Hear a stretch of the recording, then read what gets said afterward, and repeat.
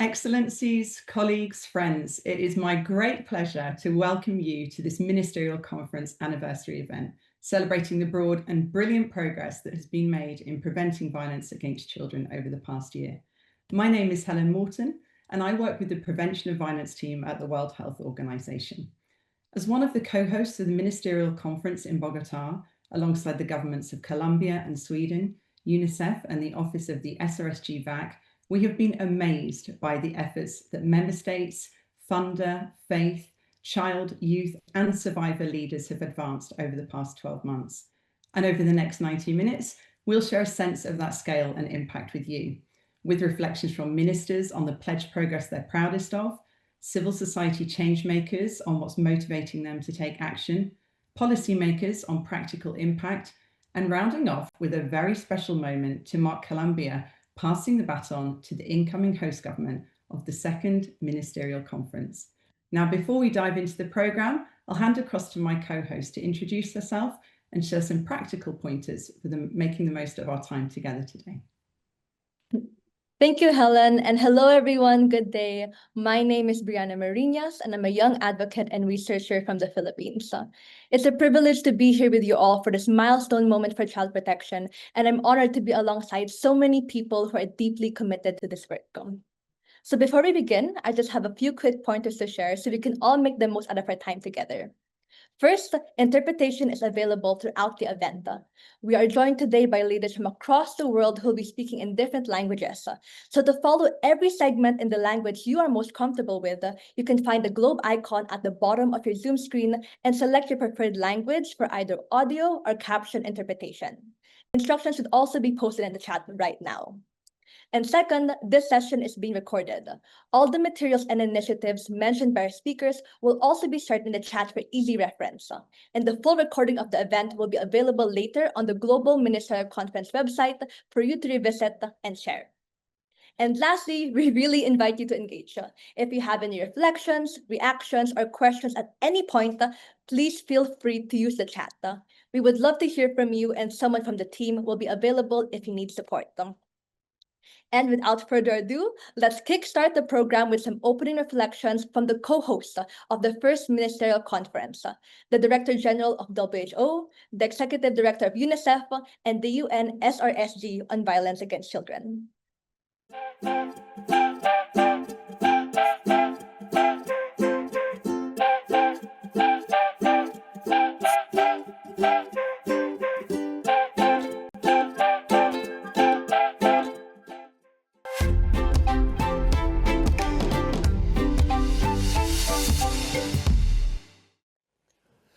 Dear colleagues and friends, last year's Global Ministerial Conference to End Violence Against Children was a first-of-its-kind moment, bringing together political leaders, survivors, civil society partners, and funders. Since then, WHO has been working to mobilize ministers, and I am pleased to announce today the new WHO Council of Champions for Ending Violence Against Children. This is the first public health-led movement of ministers dedicated to ensuring violence against children is recognized and resourced as a global priority. The Council of Champions will bring together ministers of health, alongside ministers of social affairs and justice from Albania, Armenia, Brazil, Colombia, France, Jordan, Nigeria, Oman, the Philippines, and Timor-Leste. They are all long-standing and outstanding champions of child safety. Some 20 years ago, in WHO's first report on violence as a public health issue, Nelson Mandela made a call to action. Safety and security don't just happen. They're the result of collective consensus and investment. The Council of Champions will be testament to that, as was the first Ministerial Conference. Congratulations on all that we have achieved so far. WHO remains fully committed to working with all of you as we build momentum towards the second Ministerial Conference in 2026. I thank you.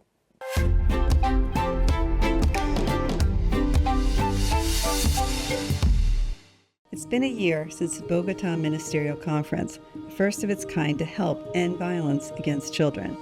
And we're seeing results. Over the past 12 months, governments have put pledges into action to ensure that children grow up safe. As was evidenced in Bogota, addressing violence against children has much broader social and economic impacts, not only for individuals, but for the whole societies. I'm pleased to share that as UNICEF, we have integrated our Bogota pledge into our new strategic plan for 2026 to 2029. This plan makes an ambitious commitment to protect 350 million children from all forms of violence. It draws on 3 key solutions to end violence against children that were highlighted in Bogota. First, ensure universal access to parent and caregiver support to equip families with the skills, knowledge, and services they need to raise children in safe, nurturing, and nonviolent homes. Second, ensure universal access to safe and enabling school environments where every child is safe to learn. This includes violence prevention and providing children in distress with access to mental health and psychosocial support. And third, tailored services for children who need them. That means providing children impacted by violence with health services as well as social and legal support as part of an effective child protection system. It's by working with governments to scale up these proven solutions that we can deliver on our goal. There's momentum. I urge all of you to build on that momentum towards a world that is free of violence against children, now and for generations to come.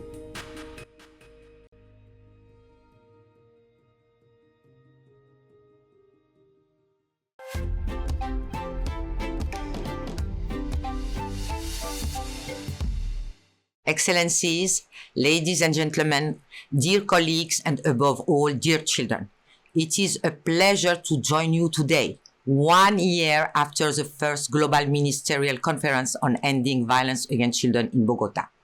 Bogota was not just another meeting. It was inspiring and created an unprecedented global momentum and movement built on a shared conviction. Ending violence against children is possible. Hundreds of concrete pledges were made. The Pathfinding Global Alliance on Ending Violence Against Children was launched. Today, 1 year later, this momentum has generated concrete actions across our region. Child protection and well-being is increasingly placed at the heart of national agendas and budgets, with many placing it at the highest political level. There is increasing multi-sectoral collaboration involving various sectors, from health and education to police, justice, finance, and social protection. There is a wider understanding of the human and economic costs of violence and a growing interest and action approaching child protection and well-being as an investment. We are seeing more community engagement, including religious and traditional leaders promoting protective social norms. And children are being heard and engaged as true agents of change, reminding us that they are indeed part of the solution, not a problem to be solved. Since Bogota, this determination has indeed deepened. So much is happening. I had the privilege of seeing many promising practices during my country visits across our region. But there is still a lot to do. With less than 5 years left to achieve the 2030 agenda, our collective commitment is being tested. The unprecedented momentum created in Bogota and implementation throughout this year made it clear that translating pledges into action is possible. We are all accountable to every single child in the world. We have a huge task ahead, so let's arrive together and arrive on time, leaving no child behind. Thank you.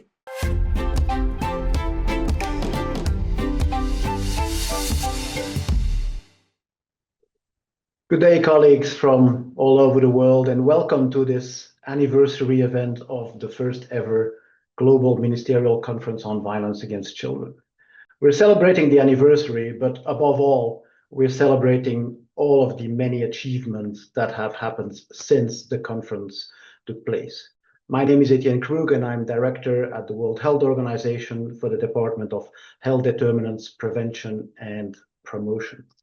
I'm delighted to be here to celebrate these achievements. Just seeing, as we just saw, the Director General of WHO, Executive Director of UNICEF, Special Representative on Violence Against Children talk about this topic and calling for more action while celebrating how far we have gone already is a dream come true for me.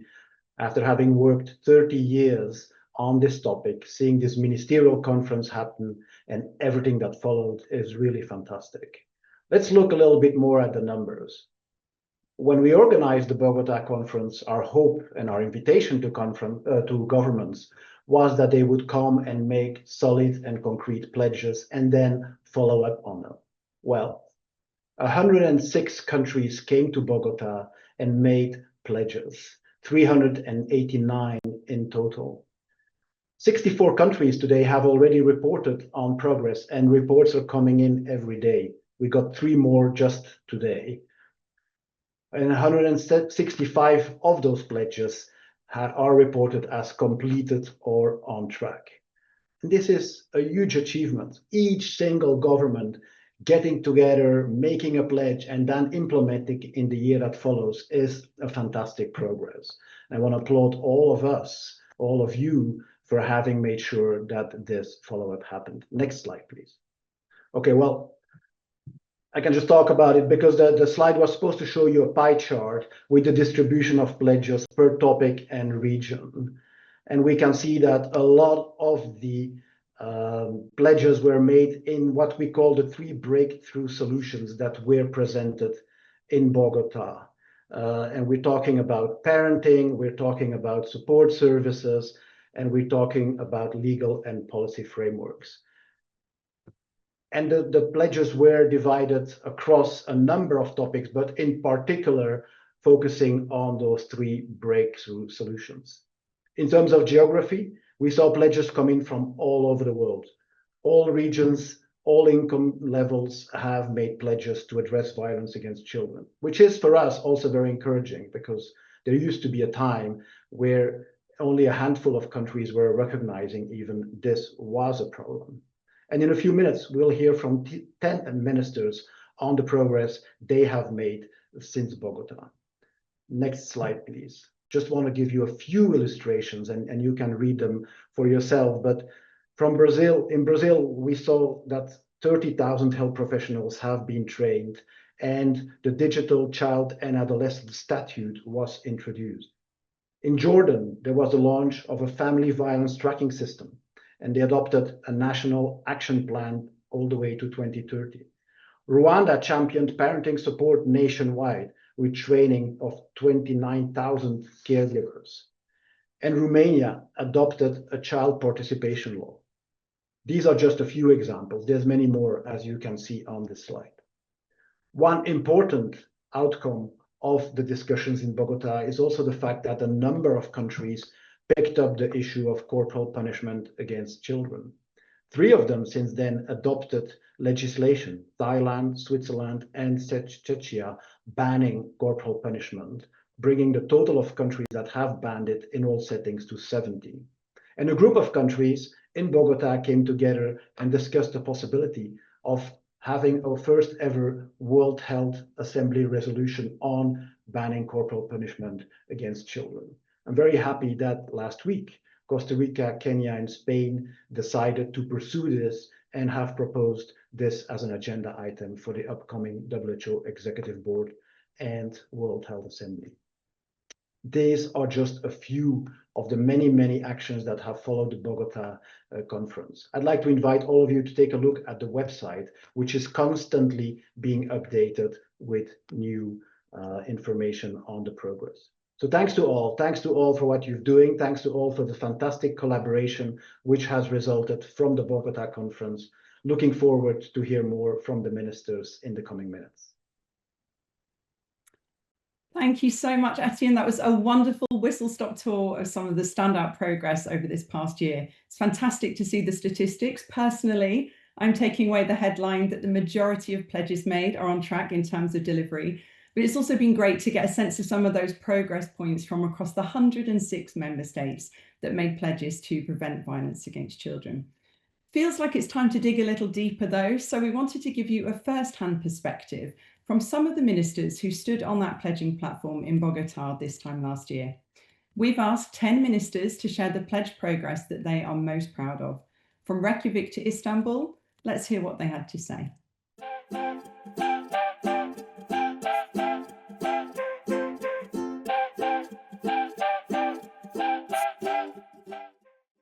The pledge progress I am most proud of is the creation of a national prevention system to protect children and adolescents at risk of lethal violence. Since November 2024, the Undersecretariat for Children of Chile has had a dedicated prevention unit that investigates, alerts, and coordinates timely responses when a child may be in danger. This work brings together key institutions, including the Undersecretariat for Crime Prevention, the Public Prosecutor's Office, and the National Service for Women and Gender Equality to manage high-risk cases and share vital information. Through this coordinated effort, we are learning from each case to prevent extreme violence from happening again. So far, we have managed more than 180 alerts, protecting over 400 children and adolescents. This is how we turn commitment into concrete action, ensuring every child can grow up safe and free from violence.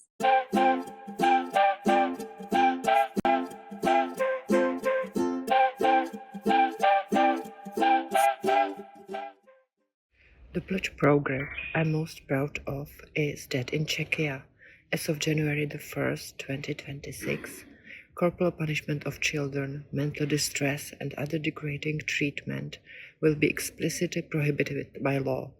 This legislative measure has significant positive impacts. It strengthens the legal protection of children, sets a clear standard for respectful and non-violent parenting, and supports cultural change towards positive upbringing. It also provides a clearer framework for professionals working with families and helps prevent violence and abuse in all settings. With this law reform, Czechia becomes the 69th state worldwide to realize children's rights to protection from all violent punishment.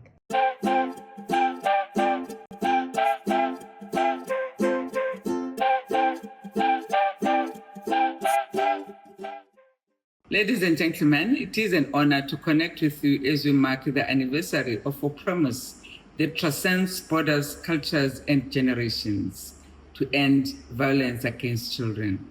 This is not merely a ceremonial occasion, it is a moment to ask ourselves, have we done enough? Are we doing all that we can? The Kingdom of Eswatini's most significant progress consists of the following actions. Eswatini has collaborated with UNESCO to conduct a survey on children's online experiences, resulting in the development of targeted digital safety initiatives such as a free online child protection course and targeted awareness campaigns.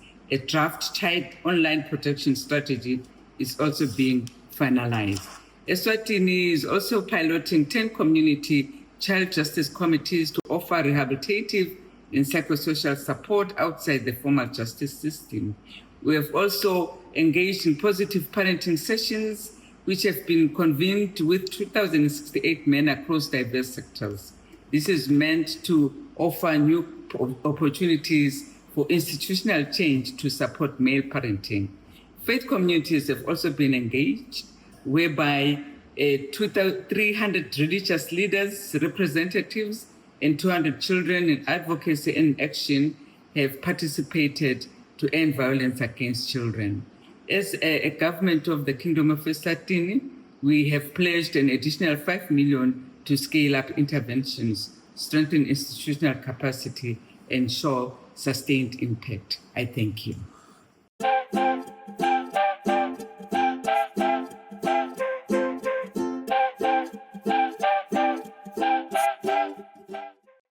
Les progrès réalisés dont je suis la plus fière sont ceux accomplis dans la lutte contre l'exploitation sexuelle des mineurs. En France, on poursuit la mise en œuvre de la stratégie nationale de lutte contre le système prostitutionnel et l'exploitation sexuelle, avec une attention particulière portée aux mineurs et aux enfants qui font et qui fait la suite du premier plan de lutte contre la prostitution des mineurs de 2021. Cette stratégie finance 55 projets sur tous les territoires pour prévenir, repérer et accompagner les victimes. 4 études sur l'exploitation sexuelle des mineurs en Outre-mer sont également en cours. Parmi nos actions, nous avons déployé un réseau national de lieux d'accueil et de prise en charge des mineurs en situation d'exploitation afin que chaque enfant victime puisse être protégé, éloigné de son environnement d'exploitation et surtout puisse se reconstruire en sécurité. Nous avons également mis en ligne une cartographie nationale des acteurs ressources en matière de lutte contre l'exploitation sexuelle des mineurs. Enfin, un texte en préparation pour renforcer le pilotage de cette lutte au niveau local. L'exploitation sexuelle des enfants est une atteinte insupportable à leur dignité et à leur avenir. Former, sensibiliser, écouter, protéger, ce sont nos piliers, c'est les piliers de notre action. À Bogota, nous avons pris des engagements, aujourd'hui, nous les tenons. Et nous continuerons ensemble à faire de la lutte contre les violences faites aux enfants une cause mondiale, universelle et irréversible.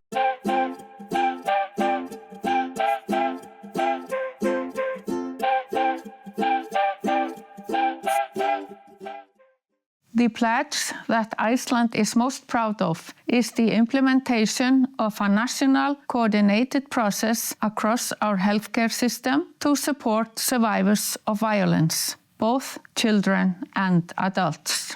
We have established clear guidelines, introduced a digital registration system, strengthened our legal framework, guaranteed access to psychological and legal support, trained healthcare professionals to identify and respond to cases of violence, and are thereby making the healthcare system a strong pillar of protection. Iceland remains deeply committed to preventing violence. Our next step is to begin screening children to identify those who have experienced or witnessed violence, enabling early intervention and support. I urge us all to keep moving forward, to turn our words into real, lasting change for every child. On we go.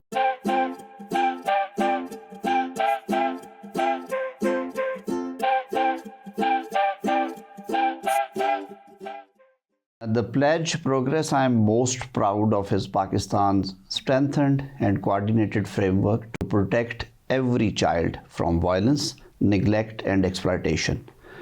At the Global Ministerial Conference in Bogota, Pakistan pledged to protect every child from violence by 2027 and promote positive parenting.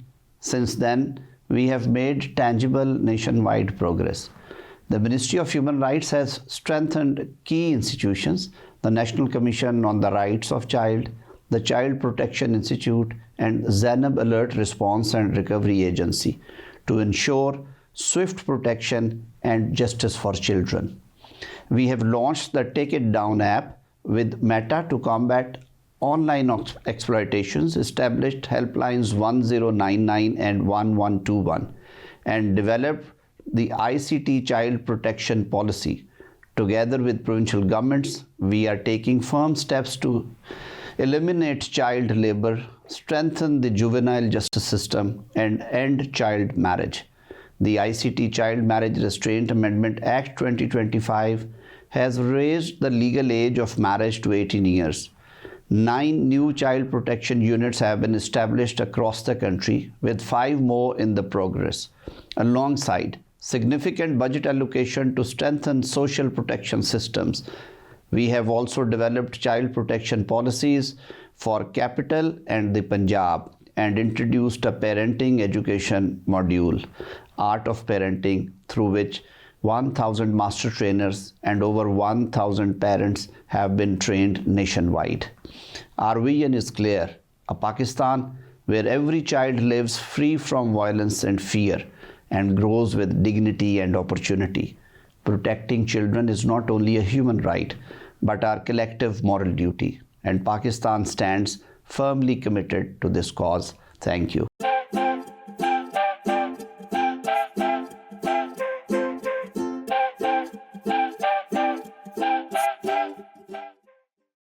A very warm greetings from the Solomon Islands, and as the Ministry of Women, Youth, Children and Family Affairs, and as the convener under the National Advisory and Advocacy Coordinating Committee, we are pleased to share the progress we have made since the first Global Ministerial Conference to end violence against children. One of our key commitments is to raise the legal age of marriage for girls from 15 to 18 years of age. The Law Reform Commission has completed provincial consultations on the Islanders' Marriage and Divorce Act, and a consultation paper has been submitted to the chairman of the Law Reform Commission for review. The National Parliament has already signalled strong support for this reform. We acknowledge the Make It 18 coalition for mobilizing communities and young people advocating for change.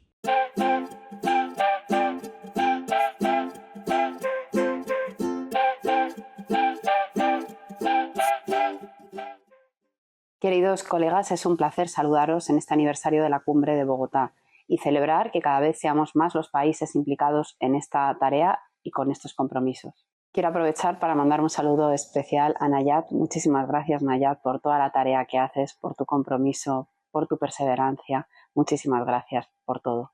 Y, por supuesto, aprovechar para comentar algunos de los ejes que estamos trabajando en España. Fundamentalmente lo que quiero situaros son dos grandes proyectos que estamos elaborando en este momento.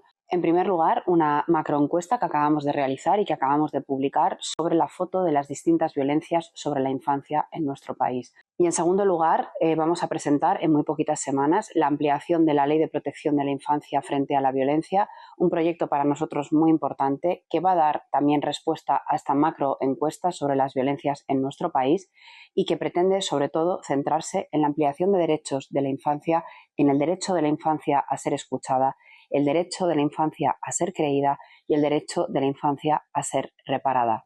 Y os mando un fuerte abrazo.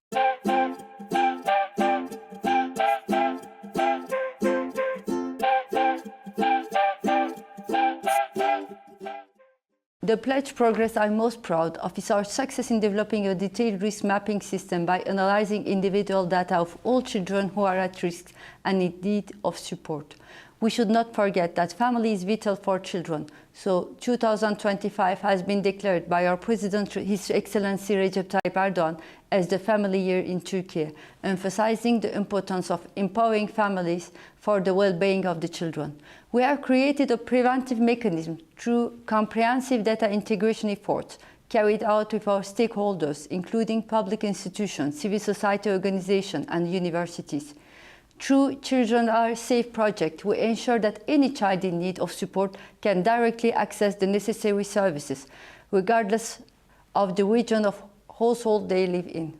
In addition to this initiative, to address one of today's most important challenges, protecting children from the risks of the digital world and promoting its responsible use, we introduced the Convention on Children's Rights in the Digital World to the international community. Through digital literacy and conscious technology use trainings, we continue to empower families, teachers, and children against the risks brought by technology, because we firmly believe that a healthy society is built on strong children.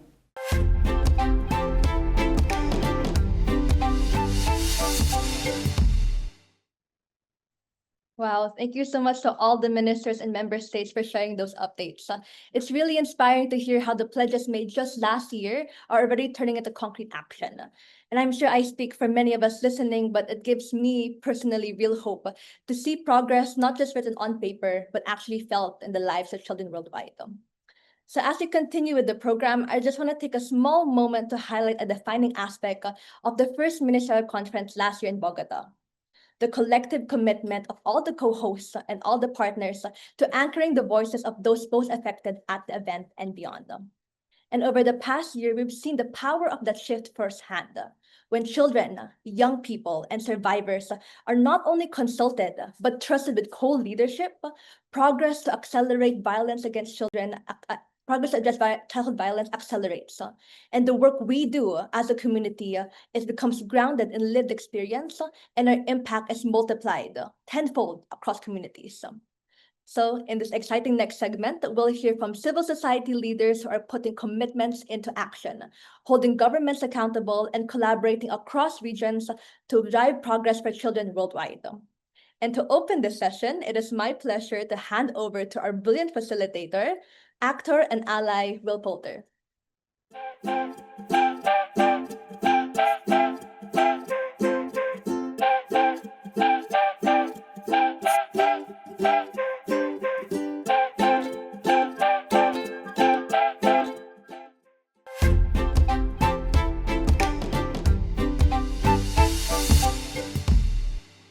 Hi everyone, my name is Will Poulter, and as an anti-bullying ambassador and an ally for children affected by violence, it's a real pleasure to be a part of this anniversary event today. So much progress to celebrate, so much change still to achieve, and I'm really excited to join you all on this journey to protect 1 billion boys and girls from violence. I'm moderating this Dear Minister segment of the programme today, where we'll hear from child, youth and survivor leaders about what matters most to them. And it's a chance for all of us to connect with the perspectives and priorities of the people that are closest to the issue. So let's get started. Now, we've seen some of the brilliant efforts of children, young people, CSOs and survivors since the first Ministerial Conference. What have been some of your highlights? Can you please each share some wins that you've worked on this past year? And Afra, let's start with you, please. Since we launched the Global Youth Led Movement last November, this year has been about building momentum for us. That is by strengthening our network, collaborating with other organizations, and of course, making sure that young people's insights are integrated into global discussions, policies, and advocacy. So in February this year, we co-led a Safer Internet Day webinar on child and youth safety in AI and contributed to a global manifesto. From May to June, we led the ASEAN Regional Youth Consultation on Ending Violence Against Children and reached over 1,100 young people across all ASEAN countries, whose recommendations will help shape the ASEAN Regional Plan of Action for 2026 to 2035. Now, in August, we produced an advocacy film on corporal punishment for the launch of the World Health Organization's first global report on corporal punishment. We were also featured in The Guardian. And this October, we hosted the first ever youth forum at Cocoon 2025 in Kochi, India, bringing together young leaders from South and Southeast Asia to co-create actionable recommendations with adults. Now, we're establishing 5 national chapters in Kenya, Uganda, Zimbabwe, Peru, and the Philippines, and we're preparing to launch our Global Ambassadors program to continue amplifying youth leadership worldwide. We hope that you all stay tuned for that. Since the first Ministerial Conference, one of the most powerful shifts we have achieved is that it's now unimaginable to hold events like this without survivors or young people and civil society at the center. We've moved from fighting to be heard to being recognized as essential partners in ending violence against children. And that's not just progress, it's justice. I remember being part of the Global Survivor Council in Bogota, and it felt like a turning point. Since then, we've built momentum and we have launched the G7 scorecard. We've held governments accountable through data, and we're now partnering with the Economics Impact and WHO to update the Out of the Shadows Index, covering 60 countries and 90% of the world's children. And just weeks ago, we held a survivor-driven convening with the South African government, creating a unified African call to action to end violence against children. So from Bogota to Johannesburg, our message remains the same. Every child, everywhere, deserves a world free from violence, and together, we're making that world possible. Hello everyone วันนี้รู้สึกดีใจมากที่ได้มาพูดนะครับผมในการที่อาจจะประชุมหรือแม้กระทั่งการทำงานนะครับของรัฐมนตรีนะครับ ครั้งที่ผ่านมาเด็กและเยาวชนจาก7ประเทศของอาเซียนเราได้ไปร่วมประชุมปรึกษาหารือกันนะครับที่กรุงจาการ์ตาประเทศอินโดนีเซียการประชุมครั้งนี้จัดขึ้นภายใต้โครงการนะครับ RPA EVAC อาเซียนนะครับโดยมีการสนับสนุนหลายๆอย่างเราได้ร่วมแบ่งปันแลกเปลี่ยนนะครับซึ่งกันและกันเกี่ยวกับความรุนแรงที่เกิดขึ้นกับประเทศของเขานะครับเราได้แบ่งปันความท้าทายแบ่งปันเรื่องราวแล้วก็ความฝันของเยาวชนของอาเซียนนะครับเพื่อสร้างเกี่ยวกับแผนปฏิบัติการว่าด้วยอาเซียนว่าด้วยการคุ้มครองสิทธิเด็กนะครับแสดงให้เห็นว่าเด็กและเยาวชนในทุกวันนี้เขาได้แสดงให้เห็นว่าเด็กและเยาวชนเนี่ยเป็นผู้รอดพ้นนะครับและมีภาคประชาสังคมรวมพลังเสียงของเราสามารถเปลี่ยนแปลงนโยบายและสร้างการเปลี่ยนแปลงได้จริงครับผม thank you Thank you, Meng. That is great to hear. And that's a massive step forward. Now, I know everyone at this event is excited at the prospect of a second ministerial conference next year. As child, youth, and survivor leaders, what progress do you want to see by the next ministerial? And what's the role you can play in translating it into action? And Denise, can you kickstart the conversation, please? I want to see real progress from the more than 100 governments that made bold commitments in Bogota, because I think it's time to move from promises to proof. At the Brave Movement, we'll keep holding governments accountable through survivor-led campaigns like our Third Richest Nation initiative and the new Out of the Shadows Index, which is launching next May at the World Health Assembly. These are tools to make sure governments not only talk about change, that they fund it. One key priority I want to see is the creation of the National Survivor Councils in every country. Survivors shouldn't just be consulted, we should be leading. We've already seen progress in France, and we want other nations to follow. We're also pushing to end statutes of limitations for child sexual abuse. The governments must move from commitment to implementation. They must fund survivor-led solutions. They must center youth and survivors in every policy. Because when survivors lead, children everywhere are safer. And when governments act with courage, we move one step closer to zero.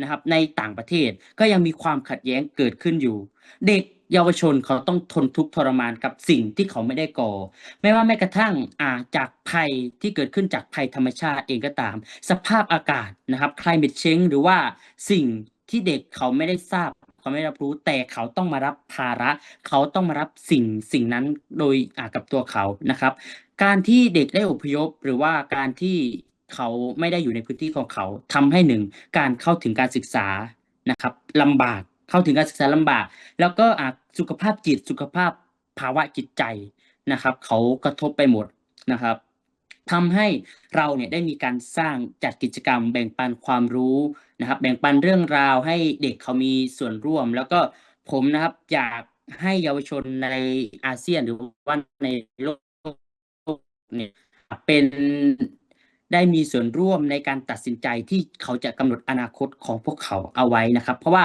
เด็กในวันนี้ก็คือผู้ใหญ่ในวันหน้าการที่เราสร้างให้เด็กเขาเป็นคนที่เก่งดีมีคุณภาพทำให้โลกของเราวิวัฒนาการไปได้อย่างดีนะครับแล้วก็ทำให้เด็กเขาได้กำหนดอนาคตของเขาด้วยครับผม thank you We are going to be launching the Global Ambassadors Program to nurture young leaders and strengthen youth participation. And we're also looking to launch the Members Hub, which is going to be a digital space for survivors, young people, and allies to exchange ideas and support each other. Now, very much in line with these initiatives that we are planning to shift power, we hope that by the next ministerial, we get to see real action, not just commitments, especially for children who are often overlooked, that is, children in refugee camps, children from conflict zones, children children locked up in carceral systems. We want the movement to recognize the double violence faced by children from marginalized and historically oppressed communities.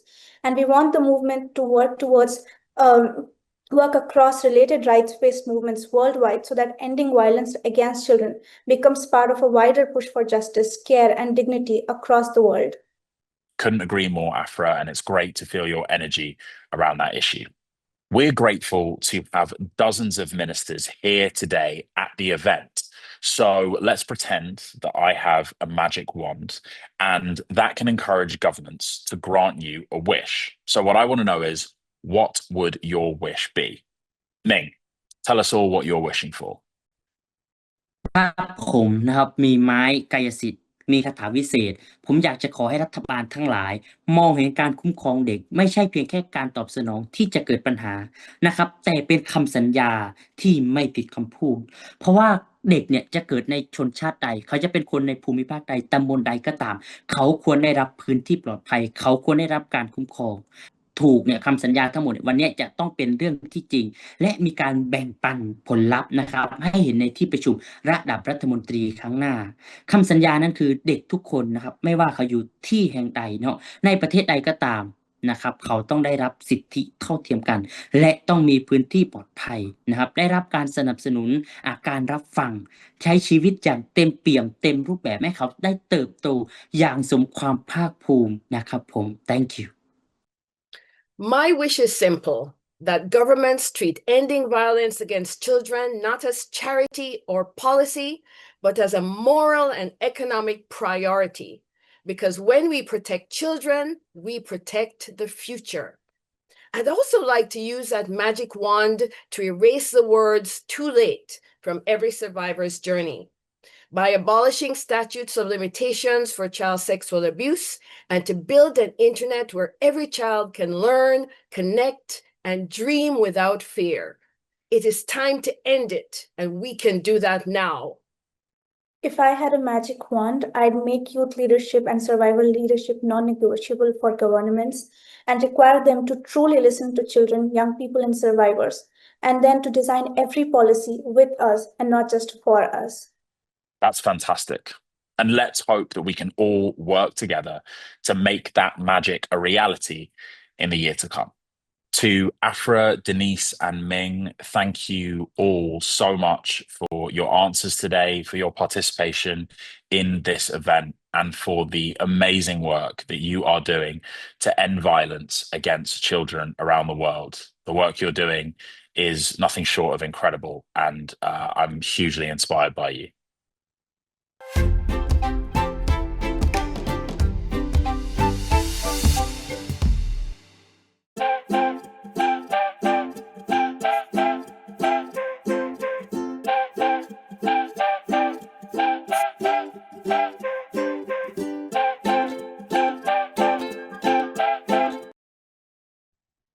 Bogota was all about solutions.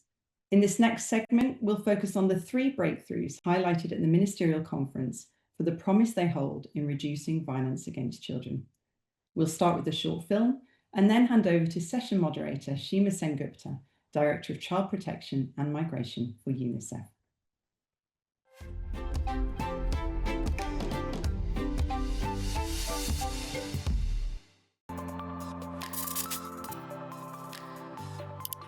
Violence against children is a long-lasting harm, but it is preventable. We are the first generation in history to understand the scale, individual impact, and lasting costs of child maltreatment. The trauma of violence against children can last a lifetime. Violence in the family makes other forms of violence more likely to happen to a child. Children experiencing abuse and neglect at home are more vulnerable to exploitation, criminal violence, gang recruitment, trafficking, peer-to-peer violence, and online abuse. They also face challenges building healthy relationships later in life and are more likely to repeat patterns of family violence. Can we end violence against children? Yes, absolutely, but only when every child is safe, seen, and cared for at home and in the community. What can we do? Science shows that simple investments in 3 areas are essential. 1. Provide universal access to quality support for parents and caregivers, including interventions that strengthen parent-child relationships that prevent child abuse and neglect. 2. Provide universal access to safe and enabling school environments where children are safe to learn, where children are free from peer and gender-based violence, and when they are able to seek support from teachers when they need it. 3. provide support services to children who need them, including health, social welfare, and justice services that are part of an effective and inclusive child protection system. Join UNICEF to call on governments to invest in eradicating violence against children. We can build a world in which harm against children is no longer seen as inevitable.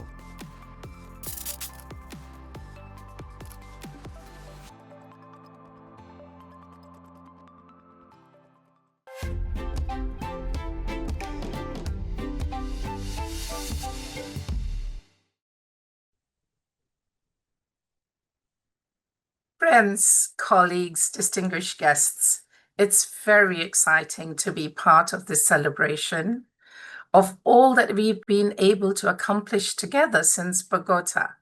The momentum is real and it's energizing. Last month, I was in Romania at the Europe and Central Asia Follow-up Conference to Bogota, and I was thrilled to witness the robust level of commitment and action in advancing the Bogota call to action and individual country pledges that I heard. UNICEF has also been pleased to help organize such follow-up convenings in all regions, and I can assure you the momentum keeps building, even as we speak now. At a time of constrained fiscal space, alongside a proliferation of fragmented challenges and initiatives that are competing for attention, it is important to recall the 3 breakthroughs to end violence against children that were highlighted in Bogota, and you also heard these on the video. So first, ensuring universal access to parent and caregiver support to equip families with the skills, the knowledge, and the services to raise children in safe, nurturing, and nonviolent homes.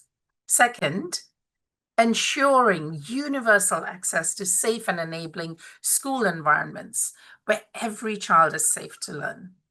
This includes ensuring all schools have robust violence prevention and response mechanisms, including the provision of mental health and psychosocial support to children in distress. And third, response and support services for those children who need them. Those impacted by violence must have access to psychosocial support, to health, to social welfare and justice services. And these should be part of an inclusive, effective child protection system. So during this segment, we will hear from a variety of countries that will share with us how they're advancing these high-impact, evidence-based solutions and seeing concrete results for children. So a few days ago, I had a wonderful conversation with the Honorable Minister Iman Suleiman Ibrahim of Nigeria, and also with Stanislav Pavlovsky of the Department for Policies for the Protection of Children's Rights and Families with Children of the Republic of Moldova. They spoke of parenting and caregiving support and response and support services, and we want to share a piece of this conversation with you.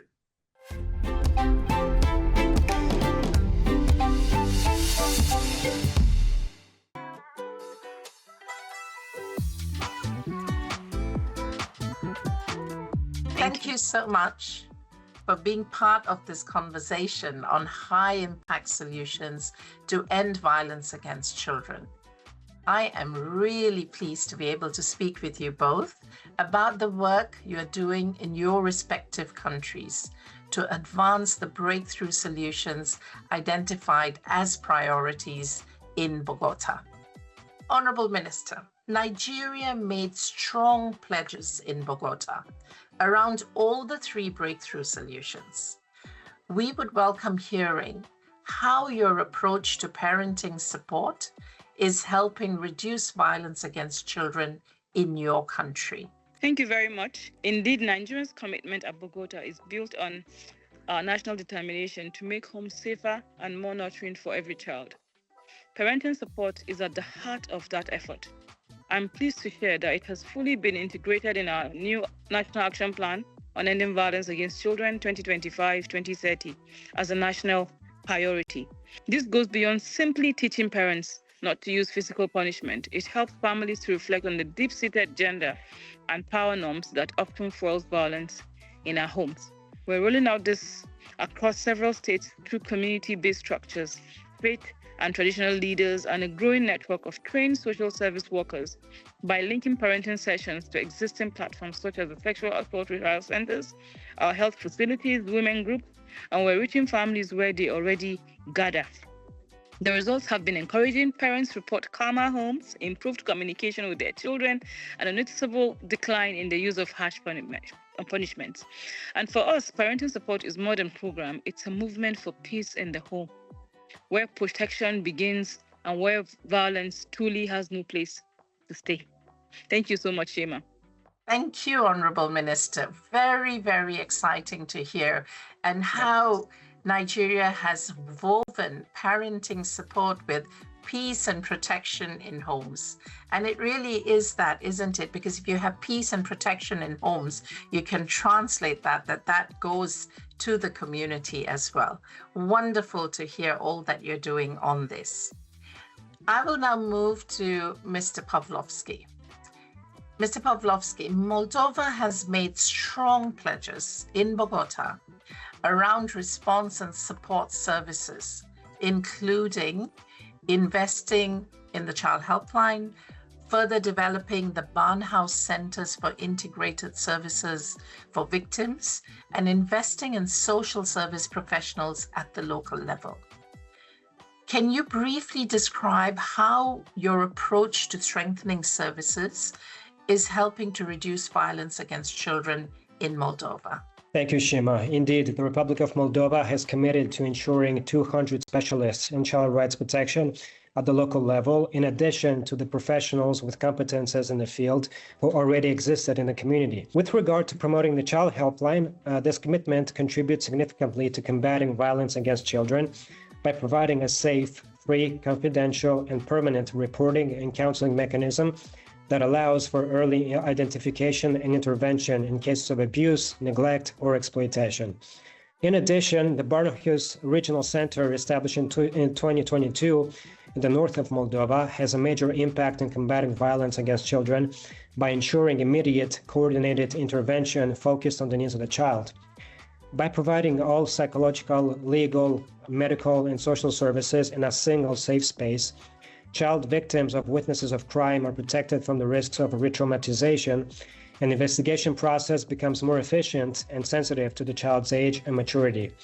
Thus, the expansion of the Barnhouse network of centers to the southern and central regions will strengthen national efforts to combat violence against children, ensuring equitable access to protection and child-friendly justice for every child throughout the Republic. Thank you. Thank you, Mr. Pawlowski. So interesting for me when I listen to you. So you have the 200 more professional workers at the community level to address issues right there.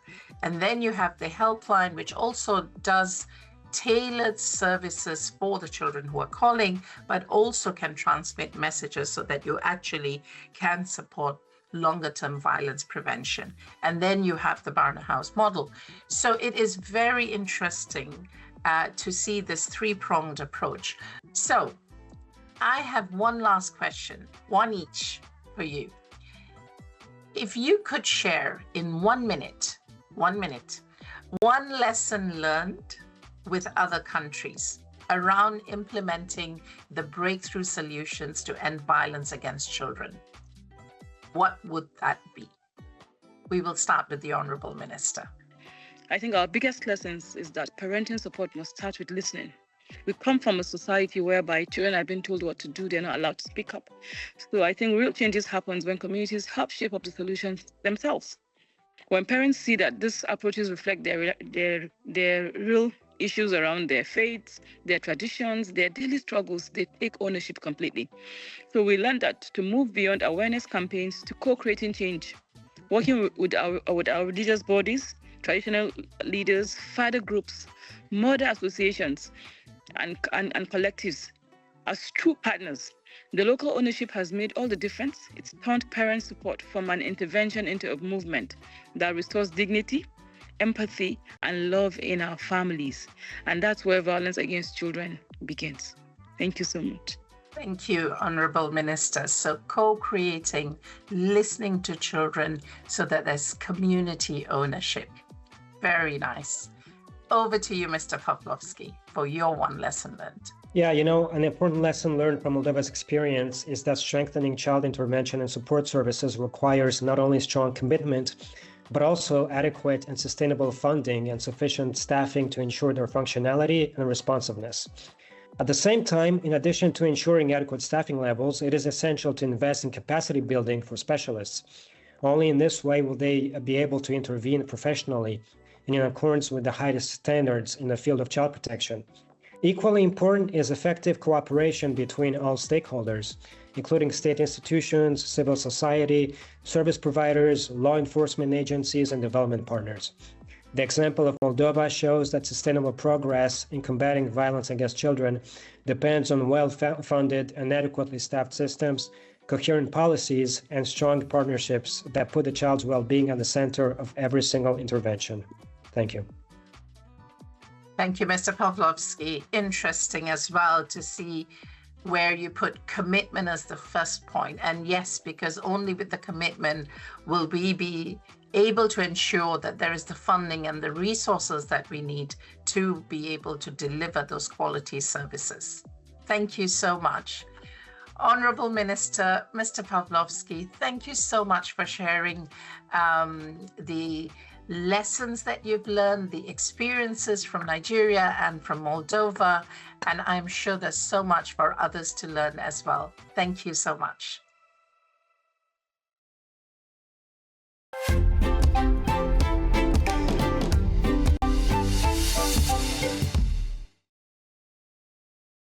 Congratulations again, Nigeria and Moldova, for these inspiring results and for sharing your learnings. Both countries have also made significant progress on additional pledges to be featured here. These have also been detailed through this pledge reporting. We will now have a chance to hear from Zambia, from Sierra Leone and Sri Lanka on their progress, specifically around the high-impact solution of ensuring safe and nurturing schools. Children spend a great deal of time in schools, and the education sector plays an undeniably essential role in the protection of children from violence. So let's watch.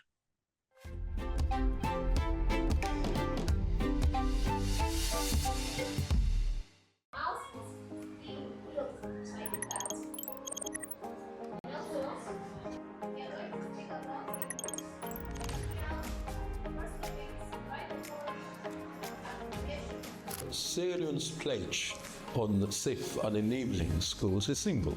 Sierra Leone reaffirms its commitment to fully implementing the comprehensive school safety policy and related frameworks across all schools.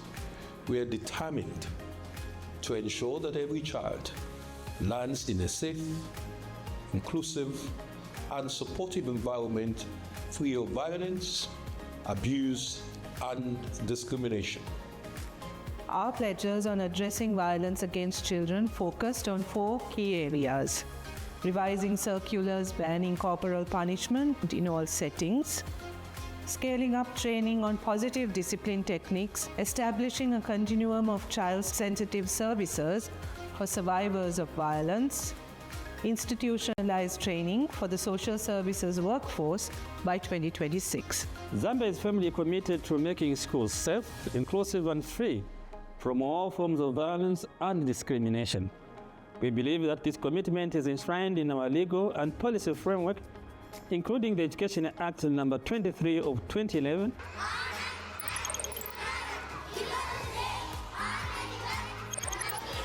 Over 30,000 teachers have been trained in the Teacher Code of Conduct and child safeguarding practices. School-related gender-based violence guidelines are being rolled out nationwide to guide schools and communities on prevention and response. These are not isolated efforts. They build in a culture of respect, empathy, and accountability, across our education system. Progress has been possible because of strong collaboration across ministries, civil society, and development partners. Listening to children, communities, and teachers matter. Their voices have shaped our approach, especially in designing training and support services. Zambia has made significant progress through several key interventions in terms of policy reforms, in terms of child safeguarding. Guidelines are also there. We have the dietary policy, we have the psychosocial support, school feeding programs, water, sanitation and hygiene, and capacity and accountability. All these make up what makes an environment for our children conducive for learning. The most important lessons that we have learned through this process of ensuring safe and enabling schools in Sri Lanka are that whole of government and multi-sectoral coordination is essential. Well, while progress is being made, we continue to face a number of challenges that also present opportunities for growth and collaboration. With sustained effort, innovation, and partnership, we are confident that these challenges can be overcome to ensure every child learns in a safe and supportive environment. Most important lessons learned in this process in Sierra Leone is that changing systems is hard, but changing mindsets is harder. And that's where the real work lies, when communities, teachers, and parents take ownership. School safety becomes everyone's business.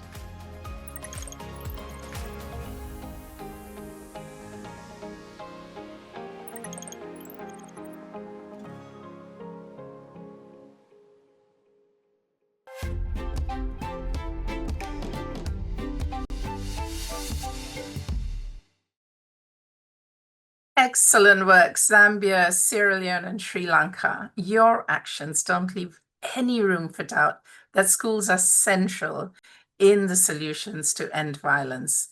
By prioritizing what works, what we know works, we will continue to advance in our common goal and responsibility to ensure the protection of every child. Thank you.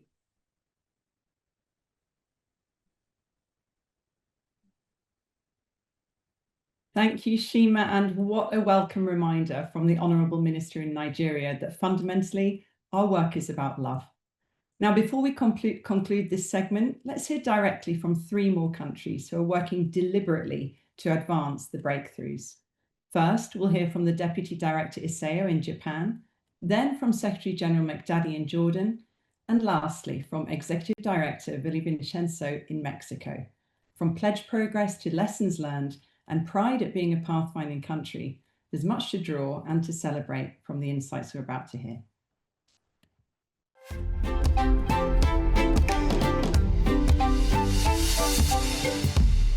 子ども家庭庁長官官房審議官の水田勲です。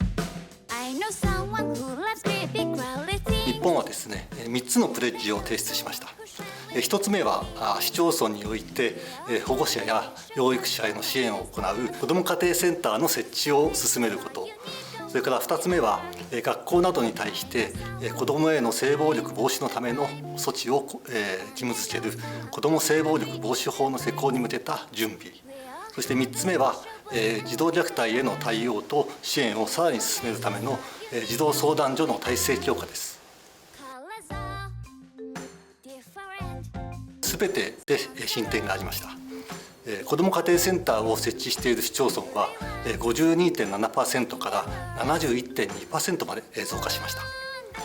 子ども性暴力防止法については来年12月の施行に向けてさまざまな準備をしていますし、児童相談所に配置されている児童福祉士の数も着実に増えているところです。また現在子どもへの暴力撲滅に向けた政府の行動計画の改定作業も進めているところです。暴力撲滅に向けてはですね、多様な関係者の連携や子どもたちの意見反映が大変重要だと考えています。行動計画の策定、改定には関係省庁だけでなく NGO や専門家、さらには企業などが参加していますし、子ども若者の意見も聞きながら進めているところです。また子ども家庭庁は日本ユニセフ協会と協力して子どもの権利を普及するプロジェクトに取り組んでいるところです。社会全体で子どもの権利への理解が進むことが暴力の不滅においても大変重要なことだと考えています。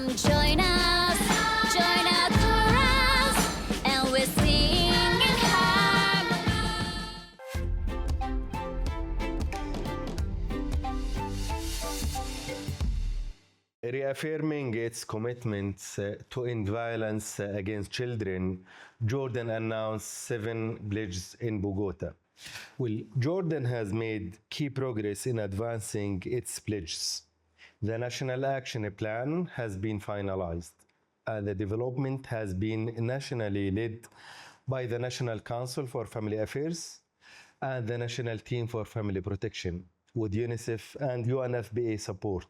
A multiple consultation were conducted with children, women, men, service providers, and other stakeholders. The plan included a theory of change, result framework, costing, as well as monitoring and evaluation framework. Additionally, with UNICEF support, child-friendly interview rooms were established in many areas in Jordan, like Amman, Ajlon, Azraq, and Za'atari, which is a Syrian refugees camp.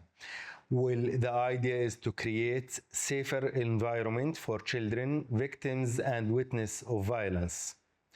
Law enforcement and social workers were trained on child-sensitive procedures, while connectivity was set up with the Grand Criminal Courts, and 5 e-courtrooms were created for remote hearing, and now expansion of CCTV to care homes and shelters is underway.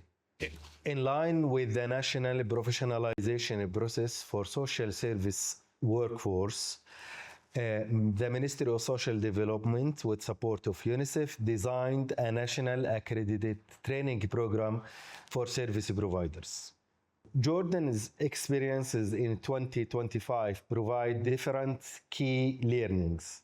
First, national ownership and multi-sectoral partnership improves accountability and resource mobilization. Second, child participation and evidence use ensure intervention, fit realities across urban, rural, and refugees camp settings. Well, another lesson is the institutionalization of capacity building programs improve the quality of services and enable scale up and sustainability.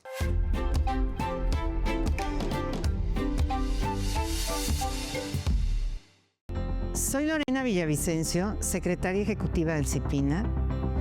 Hoy refrendamos ante México y el mundo nuestro compromiso como país pionero en la Alianza Mundial para acabar con la violencia contra los niños y las niñas. Ser país pionero implica asumir compromisos formales y públicos, fijar metas medibles, coordinar instituciones, alinear leyes y políticas para prevenir, atender y erradicar toda forma de violencia contra las niñas, niños y adolescentes en todos los entornos. Nos comprometemos a transformar la crianza, la vida escolar y comunitaria que ha normalizado la violencia. Estos compromisos se traducen en planes, indicadores y presupuesto con rendición de cuentas periódica y participación social. CIPINA coordina el Sistema Nacional para que Federación, Estados y municipios avancemos en una sola ruta. La meta es clara: la niñez primero y cero tolerancia a la violencia. Sigamos construyendo juntos y juntas para que en este mundo los niños y niñas tengan condiciones de dignidad y una vida libre de violencia. ¡Somos CIPINA!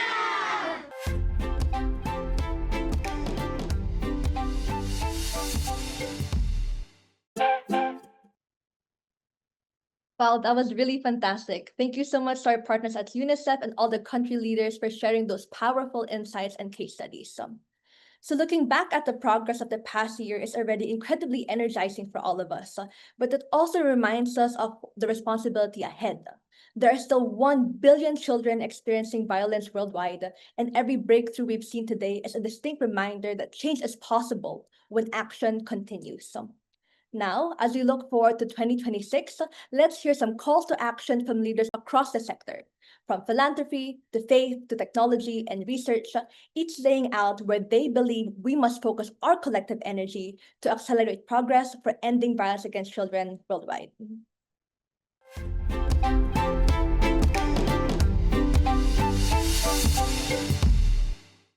Thank you to the co-hosts for the significant amount of effort that has gone into gathering everyone today, and of course for the work that went into facilitating the world first Ministerial this time last year. I'm Kate Hampton, CEO of the Children's Investment Fund Foundation, the world's largest independent philanthropy dedicated to improving children's lives. My call to action is to not lose momentum in converting groundbreaking pledges made in 2024.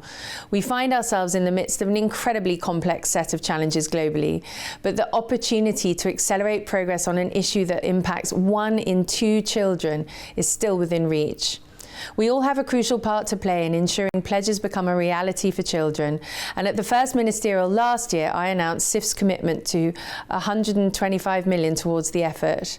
At SIF, we remain committed to meeting and exceeding this commitment. It is philanthropy's responsibility to bolster and accelerate government action. Specifically, as part of our pledge, we've been working with partners at country and regional levels to develop investment plans to end child marriage with technical assistance to implement evidence-based solutions, support for multi-stakeholder platforms for sharing best practice, financing mechanisms across regions, and accountability mechanisms that centre youth and survivor voices. Over 100 governments made a set of historic pledges in Bogota last year, and we can't afford socially or financially to take our foot off the pedal when it comes to turning our Bogota commitments into real-world impact. We know the solutions, and we've seen the impact tried and tested interventions can have. We've seen this in India, where over the last decade, child marriage rates have halved in several states through comprehensive approaches combining legal enforcement, community mobilization, and girls' empowerment. There is simply no path to delivering the SDGs without ending the violence that hundreds of millions of children experience. It fundamentally undermines every other investment we make in children's futures. Now more than ever, it's imperative for governments to show true leadership on a global level, coordinating with peers and civil society, sharing learning on known solutions, and illustrating how global spaces can be opportunities to enact real change.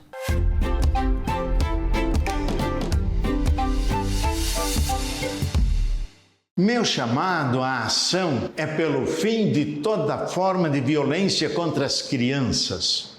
Aqui no Brasil, nossas crianças não vivem uma guerra no sentido literal, mas convivem todos os dias com a violência da criminalidade, do tráfico, da pobreza e muitas vezes do próprio Estado em ações marcadas pela violência policial.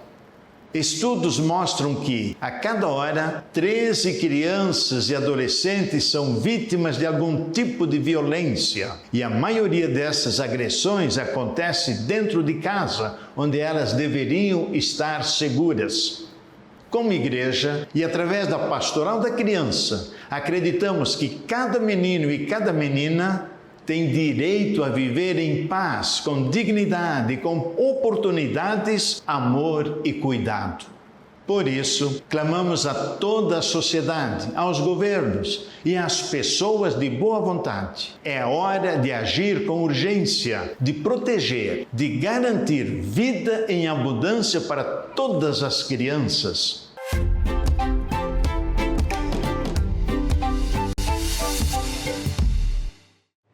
My call to action is simple. Make child online safety and well-being a global shared investment priority. If we don't tackle the digital front, we won't be able to end violence against children, period. Because digital technologies are shaping the way the children are being abused, and how that abuse is traveling, mutating, and also scaling. In a world which operates at the speeds beyond human scale, this abuse is borderless. It is nonstop and oftentimes invisible. And AI will only make things worse because harm is going to become cheaper to produce and much more hard to detect. But it doesn't need to be this way. If we use technologies with the right guardrails and right investment, we can power prevention, detection, and also safety by design. And we know what proven approaches are. At Safe Online, we have invested $100 million in over 100 countries, making impact and learning what works along the way. Strong laws and accountability, child and survivor-focused services, and safety by design, but all underpinned by sustained investment across sectors: health, education, justice, and technology sector. I have two clear asks from you. If in Bogota, you have pledged to prioritize child online safety, resource it and implement it now. Transform this pledge into multi-year budget lines, create measurable milestones, and require from tech companies accountability and safety by design, including for AI systems. If you haven't pledged yet, you can do it right now and also resource it from the beginning, because it's the only way that we're going to make progress. You can also join our coalition, Save Digital Futures, Invest in Children, which we are launching at the G20 Social Summit in South Africa. If the goal is child safety and well-being, then we cannot do it without digital front. So make sure that children can thrive in the online world.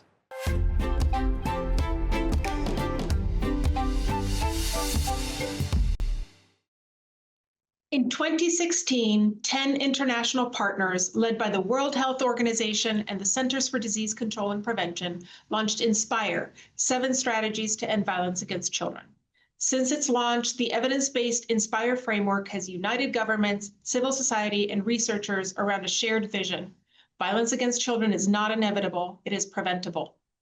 A decade since the original launch, new evidence confirms that the INSPIRE approach works.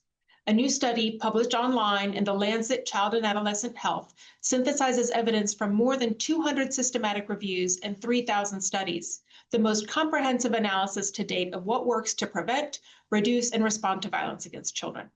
The INSPIRE evidence update reflects new research that has emerged, particularly from low and middle-income countries, resulting in the largest evidence review ever on preventing violence against children. As we pass the 1-year anniversary of the first Global Ministerial Conference, and as we look to the future, we call on governments, donors, and civil society to turn this growing body of evidence into large-scale action. A decade of INSPIRE has shown that progress is possible. The next decade must translate that knowledge into sustained impact. Thank you.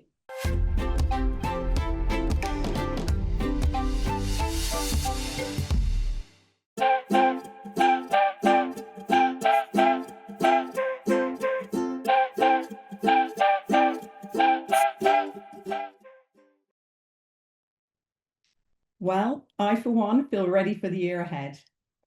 As we move towards the close of this event, we have 2 final very important speakers to share their remarks.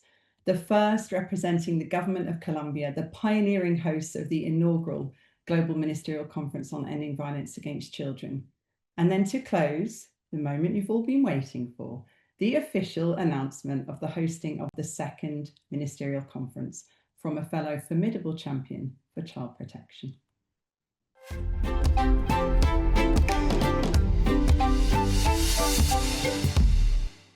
Distinguished colleagues, friends, and partners, it is a great honor to speak on behalf of the Government of Colombia at this closing moment of celebration and reflection. 1 year ago, in November 2024, our government had the privilege of hosting the first ever Global Ministerial Conference on Ending Violence Against Children, a truly historic gathering in Bogota. We welcomed over 1,500 participants, including more than 80 ministers, and together we made history, generating over 300 pledges to protect children from violence. For Colombia, hosting this conference was a source of immense national pride. Ending violence against children has long been a national priority, central to our efforts to build a long-standing peace, strengthen communities, and nurture the next generation. It was a natural, if ambitious, act to host the inaugural conference, and the response of governments and partners affirmed our belief that protecting children can and must be a political priority. Today, hearing from all of you, governance progress, civil society's advocacy, young people's leadership and survivors' courage fills me with renewed hope. This past year has shown that those pledges were not just promises, but the start of real change. Stronger policies, better data, expanded services, and growing public awareness. Step by step, we are moving closer to the world our children deserve. As we close this celebration, Colombia feels both proud and humbled. Proud to have played a lead role in igniting this movement, and humbled by the collective efforts that sustains it. And now, it is my honor to officially hand over the Ministerial Conference baton to esteemed colleagues of a fellow government, which is also very committed to championing child protection as we did. We are confident that under their leadership, the spirit that began in Bogota will only strengthen, deepening cooperation, driving accountability, and accelerating our shared effort to end the violence affecting 1 billion boys and girls. Thank you.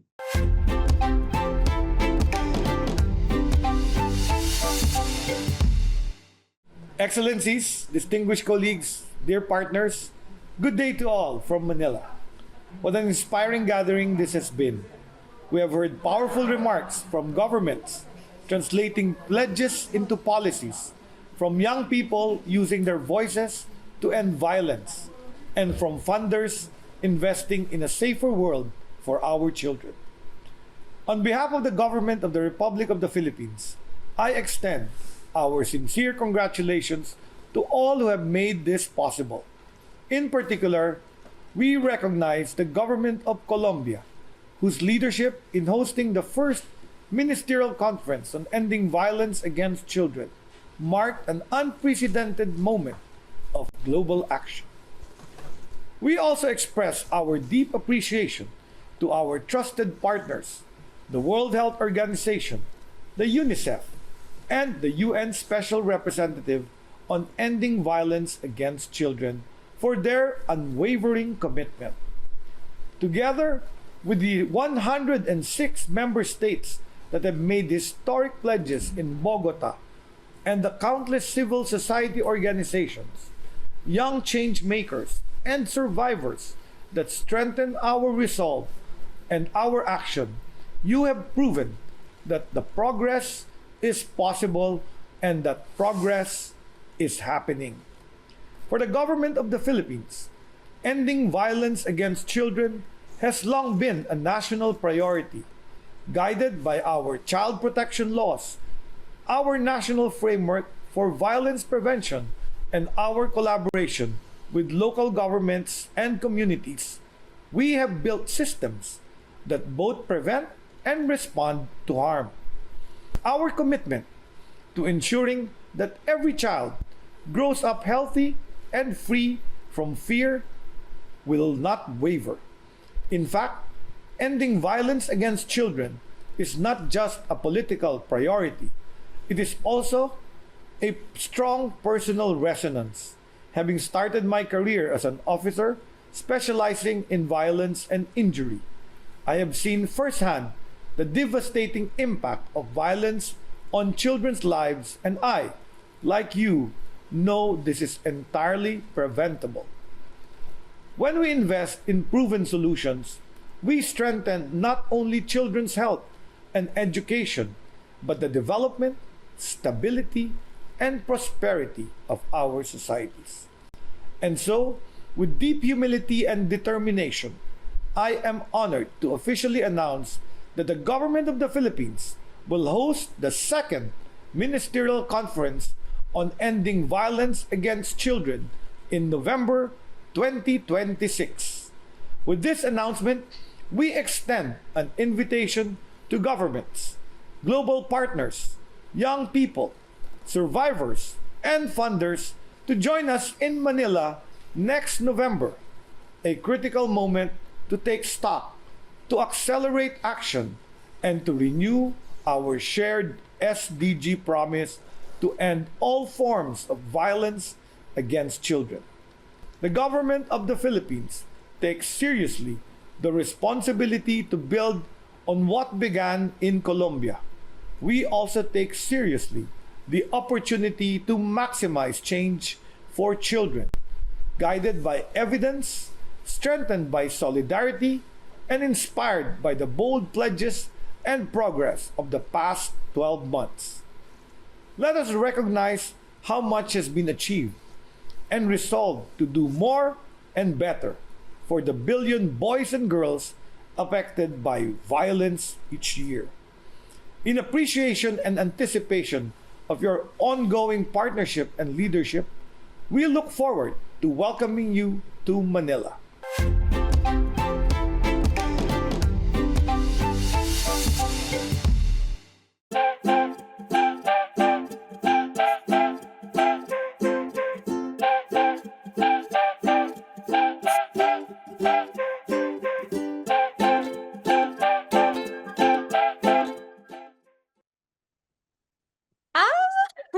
The announcement is finally out and I can breathe. But today, I'm sure for the many of the Filipinos watching today, I feel even more proud to be a Filipino and to be a citizen of our wonderful country. And on behalf of my fellow young people and survivors, and together with my government, I am incredibly honored to welcome all partners and allies as we work towards a ministerial conference in Manila that will be even more ambitious and even more impactful for and with children affected by violence. I am personally so excited to be building this next chapter with you together. And we hope that you're just as thrilled for what's in store this coming year. Helen? Thank you, Brianna, and thank you, Secretary Herbosa, for that incredible news. We can see the hearts on the screen, we can feel the shared love.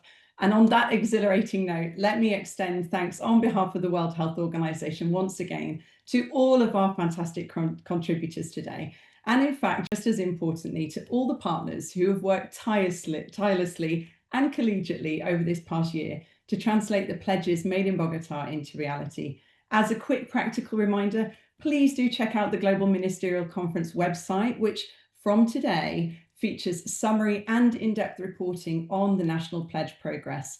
And you won't be surprised to hear we'll be sharing a recording and all of the key documents from the event today. And we are so looking forward to working with you all in the months to come. We're going to mobilize energy and mobilize commitments towards a milestone ministerial conference in Manila. Thank you all so much. Bye. Thank you, everyone.